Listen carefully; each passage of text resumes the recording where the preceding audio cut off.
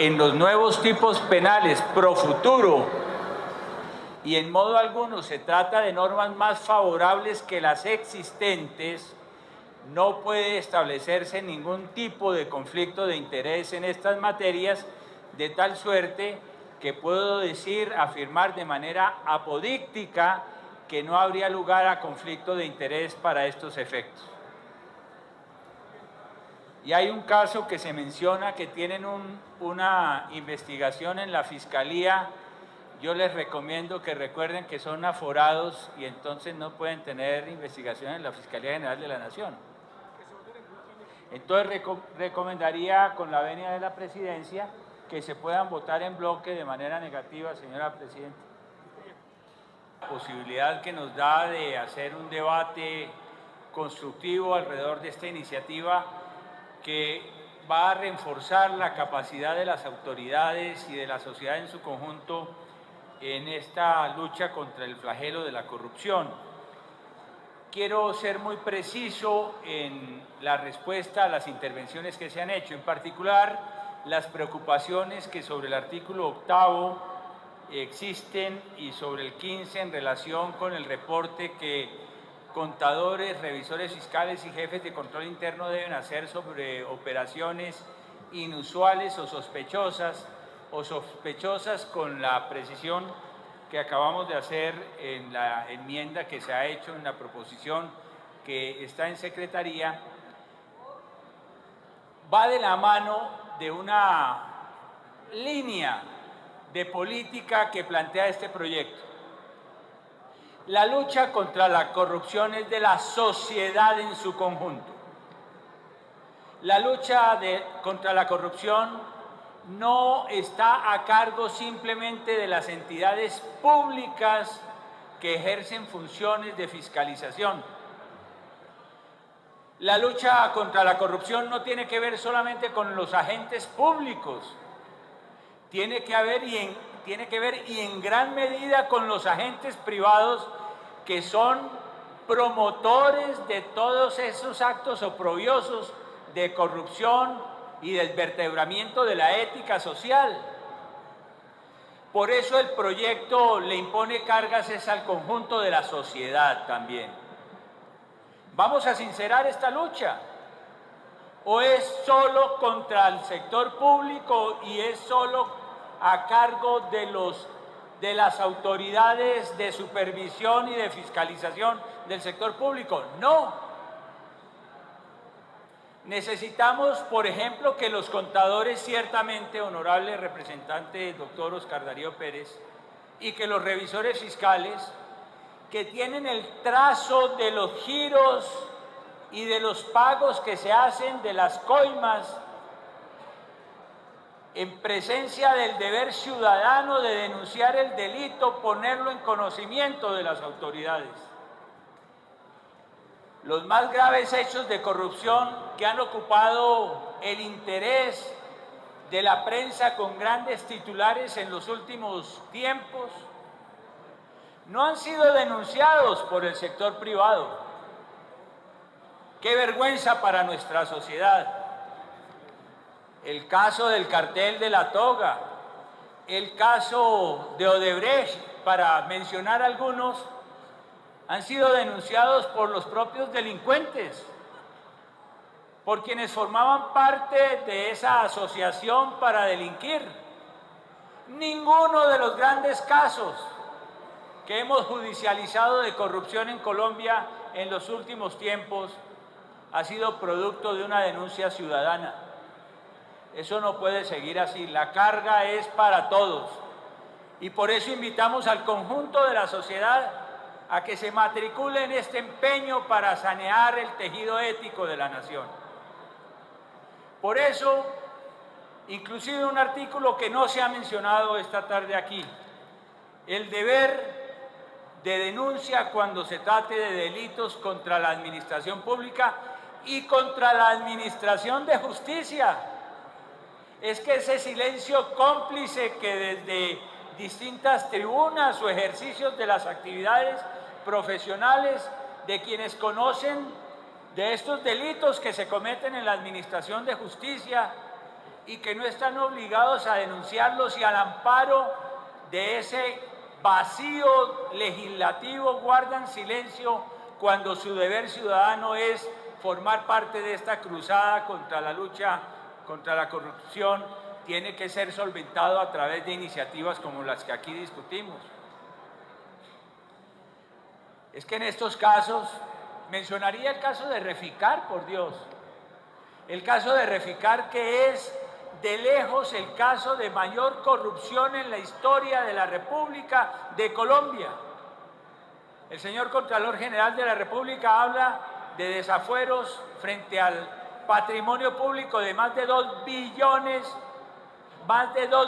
de pesos, y la Fiscalía ha encontrado peculados por más de 600.000 millones de pesos, 20 veces Odebrecht. Y esas operaciones contables, ¿por dónde circularon? Por las manos de los contadores y de los revisores fiscales. Revisores fiscales que advirtieron que se estaban haciendo dobles pagos. Revisores fiscales que advirtieron que había servicios que se habían contratado que no se prestaron y que se pagaron igualmente con cargo a la chequera de la nación por 600.000 millones de pesos. Y su silencio inadvertido da lugar a la impunidad y a una actitud complaciente frente a esas modalidades de corrupción. No. Llegó el momento en que todos nos comprometamos en esta lucha.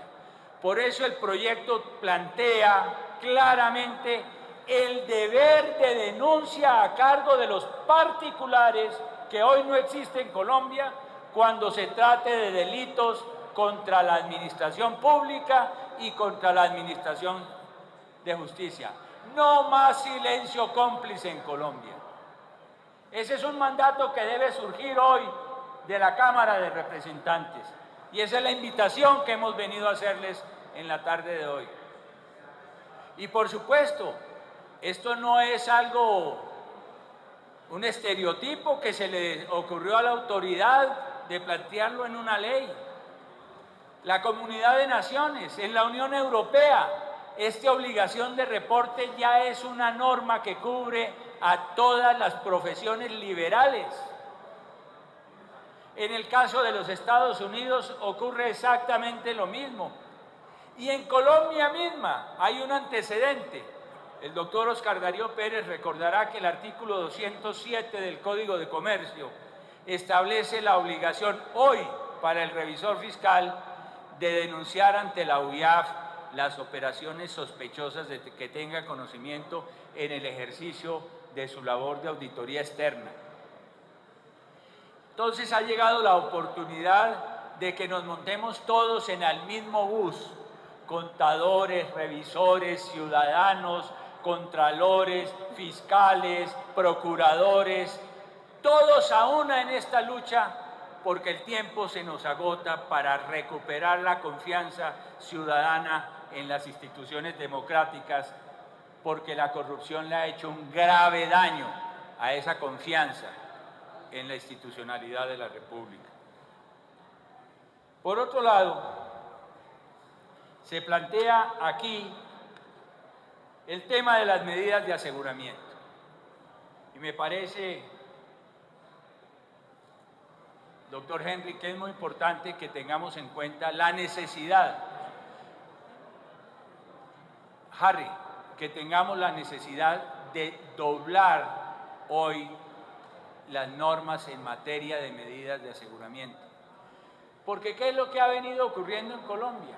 Que a través de cambios normativos se ha establecido que desde el comienzo de la acusación hasta el juicio, el periodo que debe emplearse por parte del proceso no puede exceder de 1 año.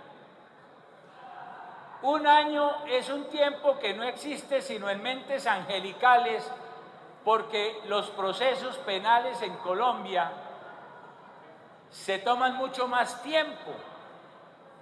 Esta vergüenza que hemos visto en el caso de Interbolsa, en donde la sola audiencia preparatoria se ha tomado más de 4 años, dio lugar a que los gestores de esa modalidad de corrupción netamente privada hubiesen terminado todos en libertad. Por eso queremos sincerar los tiempos de los procesos de la realidad colombiana, no la de los textos, las de la academia, porque qué grave daño el que se le causa a la sociedad, no solamente en el orden nacional, sino en el orden territorial, cuando ven que el señor gestor del cartel de la hemofilia o del cartel del SIDA o el señor gestor de la corrupción en la administración de justicia corrompe y al cabo del tiempo está inserto en su propia sociedad, creando en el colectivo social la idea de un ambiente de impunidad absoluta en Colombia, que corromper paga, que la sociedad no es capaz de condenar a los corruptos. Tenemos que partir de la realidad de que en Colombia desde hace 35 años la justicia no aumenta en su infraestructura. En diciembre del año pasado teníamos más de 100.000 audiencias represadas en todo el sistema penal acusatorio, más de 100.000 audiencias represadas. Solo audiencias de imputación teníamos más de 11.000 audiencias represadas y el 10% de ellas se nos había asignado en las agendas de los jueces a un año vista, porque en la agenda de los jueces, frente al nivel de imputaciones que está haciendo hoy la Fiscalía General de la Nación, ya no caben más audiencias. Necesitamos, por lo tanto, aumentar la infraestructura judicial. Pero mientras todo ello ocurre, tenemos que reconocer que los términos procesales de que hablan actualmente las normas sobre medidas de aseguramiento distan de reconocer la realidad procesal en Colombia. Y por eso se plantea que ese año debe pasar a ser de 2 años y aumentarse en la mitad tratándose de delitos contra la administración pública. Porque cuando un juez de garantías toma la decisión de decretar una medida de aseguramiento, frente a la evidencia que entrega el fiscal, debe calificar esa evidencia para establecer que existe inferencia razonable acerca de la existencia del delito y de la autoría correspondiente. O sea, no se trata de medidas que afecten la libertad individual de manera insensata, de medidas atrabiliarias que desconozcan ese derecho fundamental de la libertad. Lo estamos proponiendo aquí porque se trata justamente de los delitos contra la administración pública y de los delitos contra la administración de justicia. Y lo quiero advertir desde hoy, honorables representantes. ¿Por qué es tan importante esto? Porque desde septiembre del año 2016, como lo saben ustedes, la Fiscalía empezó a recorrer todas las regiones de Colombia, recogiendo la denuncia ciudadana sobre corrupción. El primer departamento al que asistí fue al departamento de La Guajira y están por completarse los primeros 2 años de esas indagaciones y de esas imputaciones. Recordarán ustedes que en el departamento de La Guajira no hay gobernador desde enero del 2017. No hay alcalde de Riohacha desde antes de enero del 2017, desde el 2016. Y esas imputaciones siguieron con las audiencias de acusación y las audiencias preparatorias y los juicios no han terminado. La señora Oneida Pinto, por ejemplo, a quien le ha formulado una imputación determinante la Fiscalía General de la Nación por actos que a juicio de la Fiscalía y del fiscal de conocimiento afectaron la integridad del patrimonio de Albania y sobre todo el servicio a la niñez colombiana, goza hoy de libertad por vencimiento de términos porque su proceso no se pudo llevar a cabo dentro de los términos angelicales del Código de Procedimiento Penal. Entonces, por eso estamos planteando que las medidas de aseguramiento se tomen un año más, dentro del cual vamos a tener que hacer el esfuerzo la Fiscalía y, por supuesto, va a tener que hacer el esfuerzo la Judicatura para poder avanzar en las gestiones correspondientes de las imputaciones y de las acusaciones. En el caso del testaferrato, honorable representante Oscar Darío Pérez, no hay riesgo de que se pueda involucrar en una actividad delictiva a una persona que de buena fe realice una conducta que pudiera parecer típica, porque el testaferrato es un tipo eminentemente doloso. Es decir, la Fiscalía, como titular de la acción penal, tiene que probar que se actuó con el dolo, con la intención inequívoca de incurrir en el tipo penal correspondiente. Y ese es un grado probatorio extremo que implica un ejercicio probatorio importante por parte de la Fiscalía, que excluye todo tipo de negligencia o de mera culpabilidad. Se requiere que sea doloso el tipo, de tal manera que no podemos abrigar riesgos o dudas en esa materia, y por eso puede usted acompañarnos con tranquilidad de conciencia al votar este proyecto de ley en la noche de hoy. Créanme, honorables representantes, Colombia tiene que cerrar filas en esta lucha contra la corrupción. Y hoy la Cámara de Representantes puede dar una señal inequívoca en este buen propósito, que ya resulta inaplazable porque mañana es tardío, por lo cual ruego a ustedes que con su confianza y con su comprensión nos acompañen votando favorablemente esta iniciativa que nos otorga más dientes para que la impunidad no siga campeando frente a esas conductas oprobiosas de deterioro, de daño, de afectación del patrimonio público, de la confianza ciudadana y sobre todo de la integridad moral en una sociedad que reclama valores y axiología. Muchas gracias.